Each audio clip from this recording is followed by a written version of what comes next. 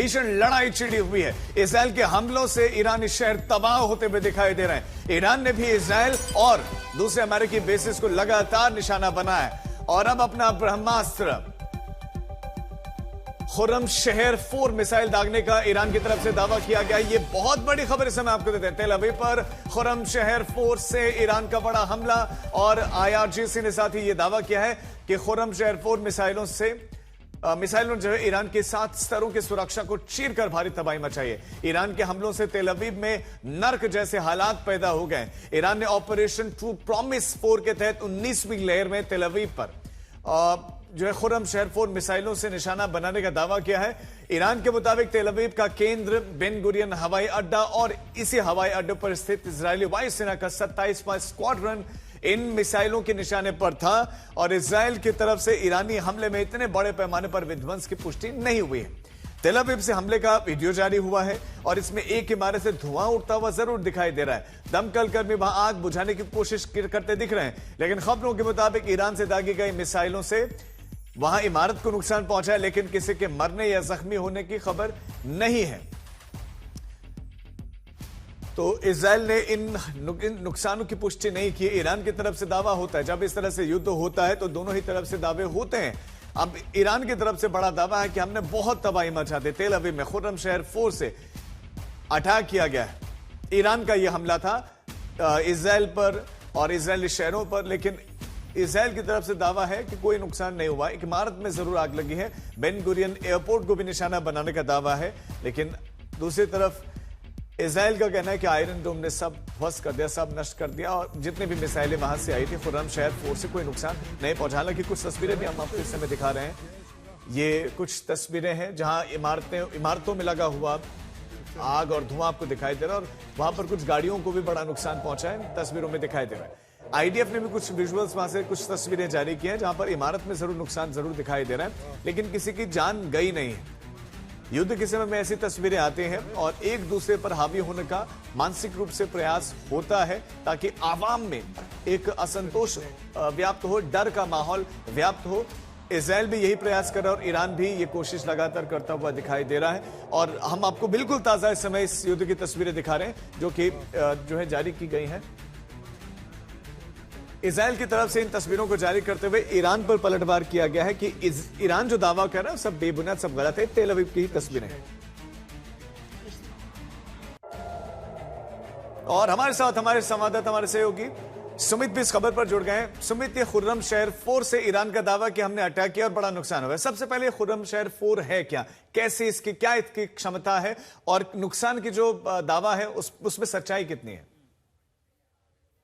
बिल्कुल बिल्कुल, देखिए राजीव, सबसे इंपॉर्टेंट बात यह कि खुर्रम शहर वो सबसे इंपॉर्टेंट मिसाइल है जो करीबन मीडियम रेंज की बैलिस्टिक मिसाइल है। इसका इस्तेमाल अभी टेस्ट ही हाल ही में ईरान ने किया था, जिसके बाद अमेरिका ने भी कंसर्न बढ़ा था। इसके रेंज को लेकर 2500 से 3000 किलोमीटर बताई जाती है और अभी जिस जगह पर अटैक किया गया है, अब इजराइल पर पूरे तरीके से बड़े मिसाइलों से ईरान की टारगेट करने का दावा है और ईरान ये बात कह रहा है कि अभी तक उसने वो चीजें लॉन्च नहीं की जो उसके पूरे के पूरे मिसाइल खेप में मौजूद है, लेकिन अब वो का इस्तेमाल करेगा। और जैसे जैसे, क्योंकि ये भी बताया जा रहा है राजीव कि 10 दिन के बाद ये चीजें ज्यादा बढ़ेंगी। पिछले अगर 2 से 3 दिनों को आप देखें तो आप समझेंगे कि ईरान ने अब तक मिसाइलों के जो अटैक हैं उनको कम करना शुरू कर दिया था।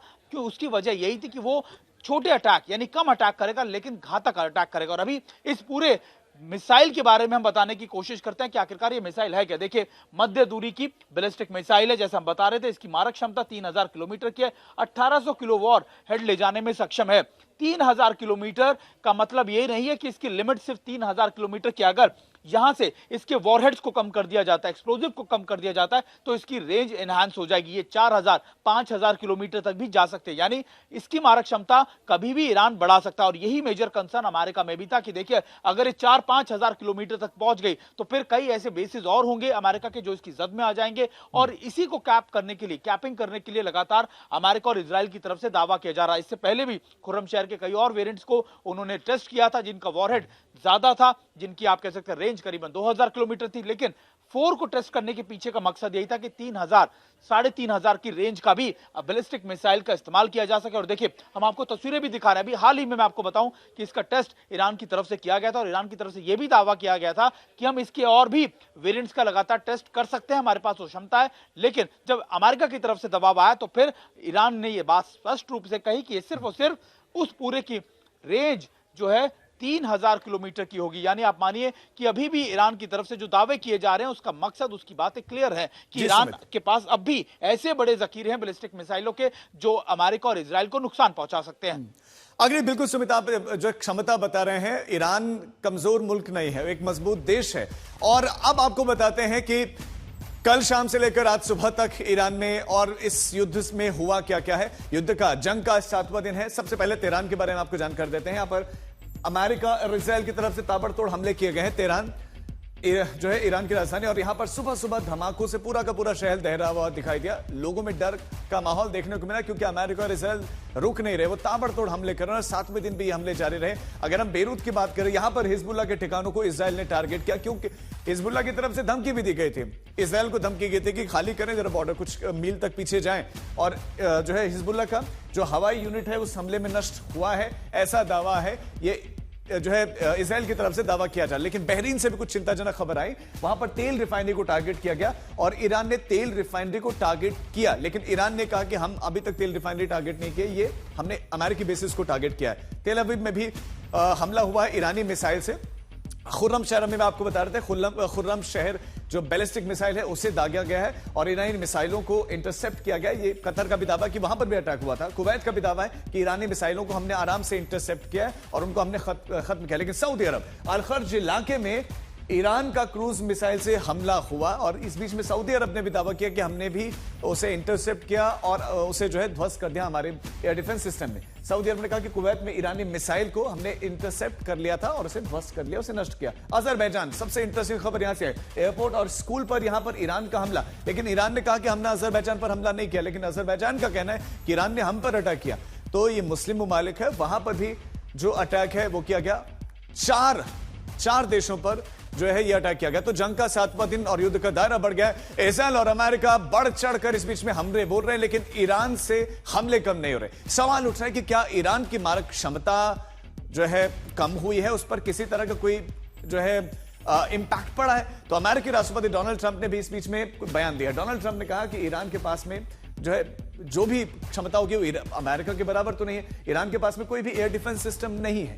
ईरान के सारे विमान हमने तबाह कर दिए। अमेरिकी राष्ट्रपति डोनाल्ड ट्रंप है, बयानों के लिए जाने जाते हैं और इस बीच में उनकी ये स्टेटमेंट है। वो कह रहे हैं कि ईरान की जो संचार व्यवस्था है वो ध्वस्त हो गई, जो उनका कम्युनिकेशन पूरा का पूरा सेटअप है वो हमने खत्म कर दिया और ईरान के 60% मिसाइलें ध्वस्त हो गई।